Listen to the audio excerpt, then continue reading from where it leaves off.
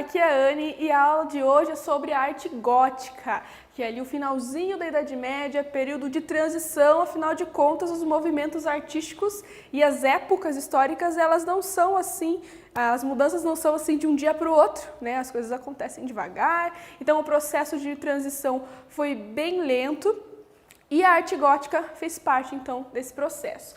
Vamos ver lá então, arte gótica século XII, e é no século XII que a gente vai ter uma grande representação desse estilo, que é a Catedral de Notre-Dame de Paris. Aqui ó, tem o traçado dela, infelizmente sofreu aí pelo incêndio, né?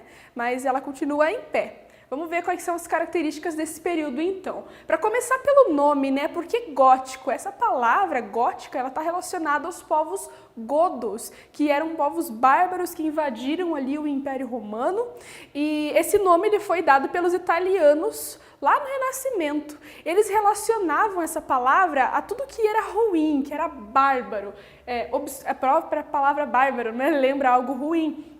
Era algo obscuro, extravagante, porque o aspecto da arte gótica é muito exagerado, né? Foge um pouco do clássico e vai para o exagero de decoração, para as figuras abstratas, orgânicas, também geométricas, mas é muito detalhe, né? Que tanto visual ali na arquitetura quanto na pintura. Então esse nome está relacionado a isso. Tudo bem que é um estilo bonito, né? Mas para a época, os italianos que estavam começando ali com o realismo, enfim, que vocês vão saber um pouco mais tarde, eles estavam relacionando essa palavra a algo que era talvez até asqueroso para eles, no valor estético. Muito bem, o que acontece na situação ali do Império? Então, o comércio ele começa a se reerguer, a partir do desenvolvimento do comércio surgem as grandes cidades. A partir disso, a burguesia urbana ela começa a criar uma atmosfera ali de querer utilizar a arte como forma de expressar sua riqueza. Então, não só os nobres, nem só a igreja utilizava a arte como recurso expressivo, os burgueses também utilizavam isso. Então, a renovação cultural, renovação artística e sociocultural vai acontecer na Europa, mas principalmente ali na França. E o que são essas referências quando eu falo, né? A referência à arte carolíngia, por exemplo, na época lá de Carlos Magno, ele estava resgatando valores clássicos, mas ali no Império Romano do Ocidente tinha muita abstração e muita decoração, aquelas joias, enfim, uma arte mais estética. Na arte românica, a estrutura ainda baseada numa arquitetura sólida, com paredes muito sólidas, com arcos, com a abóbada, enfim, aí a gente vai ver os outros aspectos também mais tarde. E a arte bizantina, ainda uma arte que expressa muito o poder da religiosidade. Vamos lá então falar das iluminuras, que são uma linguagem assim, que já existia antes, a partir lá dos manuscritos do Império Romano, mas é aqui no período gótico que a gente vai ver essa linguagem sendo muito bem desenvolvida, muito utilizada como recurso de divulgação, de estudo e de arte propriamente dita, né? Então as iluminuras são produzidas desde o século XI, são ilustrações em letras iniciais de manuscritos. Tem aqui até a inicial aqui, ó, com a letra P, então são letras iniciais muito decoradas, lembra que eu falei do aspecto decorativo? Letras muito decoradas com esses arabescos, né, que são linhas extremamente orgânicas, delicadas, bem sinuosas. A letra em si, geralmente, ela leva dentro dela uma ilustração que tem a ver com o tema do texto que está sendo escrito ali, mas também entre esses manuscritos tem ilustrações ocupando páginas completas, por exemplo, que não necessariamente são incluídas dentro de uma letra, né? Esses manuscritos, é muito importante falar isso, que eles eram feitos por um processo muito artesanal. Eram feitos lá nos mosteiros, eram monges escribas que escreviam repetidas vezes, às vezes, o mesmo texto, né? E ficava a critério dos artistas que eram chamados para fazer só essa parte do desenho mesmo, da ilustração. Esses manuscritos geralmente eram feitos em couro de um bebezinho lá do boi, era o velino, a folha de velino, muito desidratada, hidratada, um processo bem longo para ela ficar parecido com o papel. Muito bem. Então essa é uma característica bem importante das artes visuais nessa época. O legal da iluminura é que ela leva esse nome porque a cor, ela tem um aspecto luminoso. São usados vários pigmentos, minerais e vegetais para fazer essas cores aqui, mas principalmente o prata e o ouro eram realmente utilizados na produção da tinta, então geravam esse aspecto iluminado, por isso essa palavra, né, iluminura. Muito bem, continuando aqui então, na pintura temos vários aspectos bem diferentes aqui agora. Então, por exemplo, o estudo da perspectiva. É a primeira vez que a gente encontra, por exemplo, num desenho, numa pintura, a dimensão do espaço sendo representada, assim, respeitando como o nosso olho enxerga mesmo o mundo. Então, por exemplo, aqui, ó, eu tenho esse sólido aqui. Ele tem altura, largura e profundidade. Isso que é o 3D. Então, nesse objeto aqui a gente tem esse aspecto, mas em qualquer coisa ao nosso redor, em qualquer ambiente. Então, quando a gente vai tentar fazer um desenho de um ambiente no papel, que é uma superfície bidimensional, como fazer a dimensão desse lugar parecer realista? Então, aí que entra o estudo da perspectiva, né? Lembrando lá, então, que o nosso olho ele enxerga essas dimensões. A gente precisa, a partir do desenho de perspectiva, imitar o nosso olhar. Muito bem.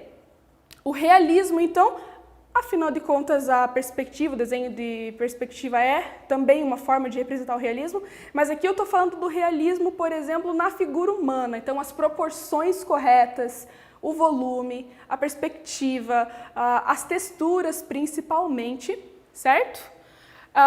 Voltando lá então na representação de volume, dentro da perspectiva, junto com a perspectiva, eu posso, por exemplo, a partir da luz, eu vou ligar a lanterna no meu celular aqui, só para fazer uma brincadeira.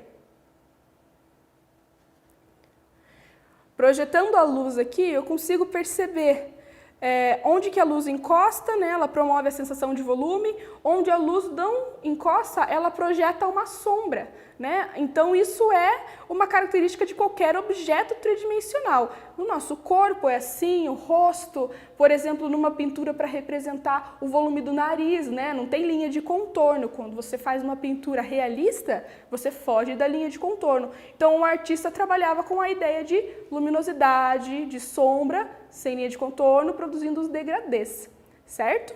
Voltando lá então, ainda na figura humana, né, as proporções de anatomia, respeitando agora realmente as relações entre cada parte do corpo dentro da anatomia, fazendo um comparativo de diferença aqui em relação à arte românica e bizantina, em que o corpo humano era representado de forma distorcida, às vezes até dentro de um contexto, uma pessoa tinha um tamanho, a outra tinha outra, por causa do simbolismo. E aqui não, aqui se dá muito valor ao realismo mesmo de qualquer figura humana.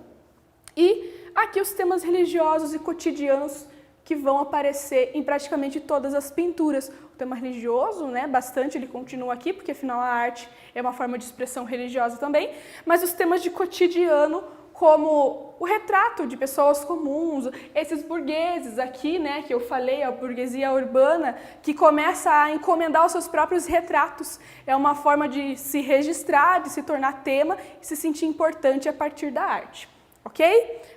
E finalizando aqui com a arquitetura, tem vários aspectos da arquitetura gótica que são bem característicos e quando a gente olha para uma construção gótica, a gente consegue identificar o seu estilo por causa dessas características.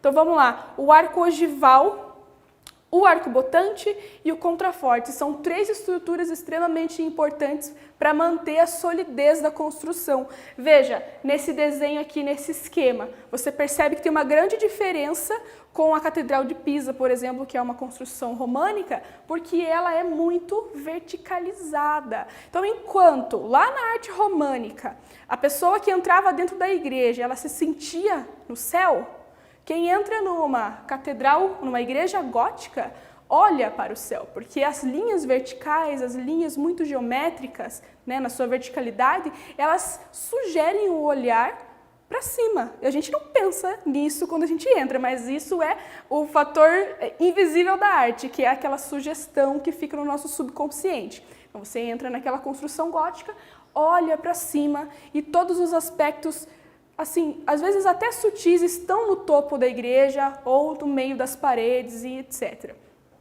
Muito bem, então o que é o arco ogival que eu citei ali? É esse arco aqui, ó. Esse arco que não é necessariamente arredondado. É um arco que tem uma ponta, ele é um pouco alongado. Isso é característica da arquitetura gótica. Muito bem? O arco botante e o contraforte são duas estruturas que andam juntas. Por quê? Porque na arquitetura gótica, a maioria das paredes era repleta pelos vitrais. Aqui, ó, o outro ponto que eu vou falar. O vitral é uma estrutura de vidro, certo? O vidro ele não é tão resistente quanto a pedra, o concreto e etc. Só que como praticamente todas as paredes eram compostas com os vitrais e lá no teto vão ter os arcos, as abóbadas e etc., a construção fica extremamente pesada. O que é o arco botante e o contraforte? Então, são duas estruturas que estão juntas e elas servem para basicamente sustentar toda a construção, partindo do princípio que o vitral é um aspecto muito presente em todas as paredes. Pensa assim, todas as paredes elas vão ser compostas, né, na sua integridade pelos vitrais, que é algo, né, de vidro, o próprio nome diz, né?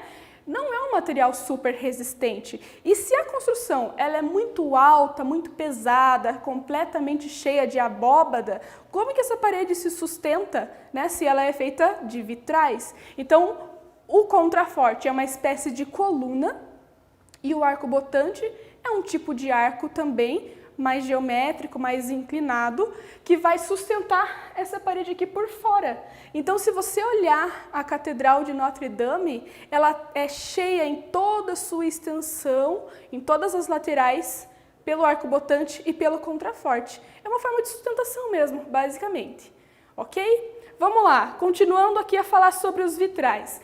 O vitral é um aspecto lindo da arte gótica que está presente também em outros estilos, mas é na arte gótica que ele ganha destaque.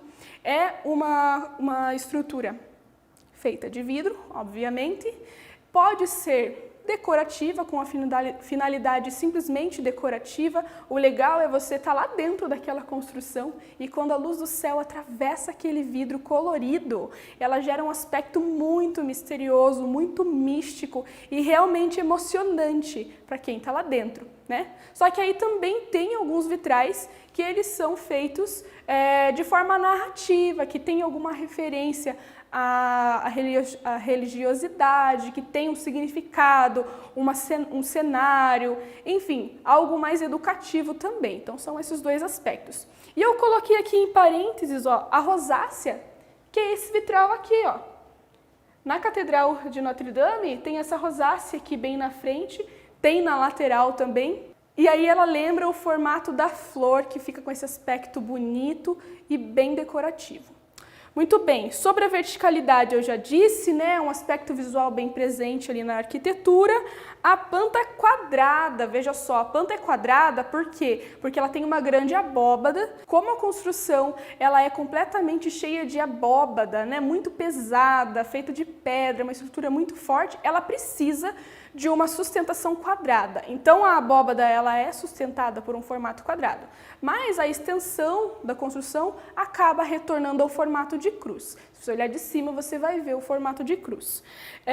E a fachada com duas torres e estátuas, veja só que bacana. Essa fachada aqui da Catedral de Notre-Dame, ela tem essas duas torres que são simétricas, ok? E as estátuas elas estão presentes em cada cantinho. E que estátuas eu estou falando? Principalmente, né? Aqui das gárgulas e das quimeras. As quimeras, elas são seres mitológicos monstruosos que têm uma simbologia assim bem macabra, que é tanto a ideia de vigilância quanto com a ideia de proteção do mal. Certo? E as gárgulas também têm esse sentido, só que elas também têm outro significado. Elas são colocadas aqui, ó, junto com as calhas, com o sistema de encanamento de água da construção. E a ideia é que quando a calha está cheia de água por causa da chuva, a água escorre e sai pela boca da gárgula. Então, quando está chovendo e você está lá na Catedral de Notre-Dame, imagina só Que sensação estranha que havia aquelas feras no topo da igreja soltando aquela água pela boca. E é isso, ficamos por aqui com a arte gótica, que é esse movimento incrível, um processo de transição, né, entre a Idade Média e a Idade Moderna.